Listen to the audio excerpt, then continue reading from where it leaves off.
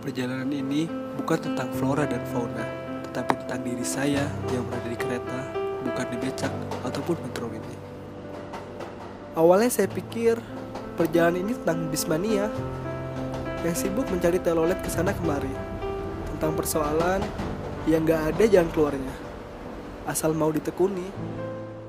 Hidup ini emang keras, seperti halnya bapak yang satu ini, yang rela kabur demi menghindari hutang.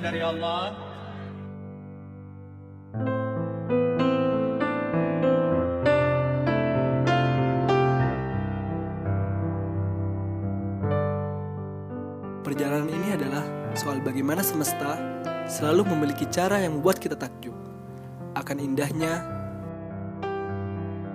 Indonesia.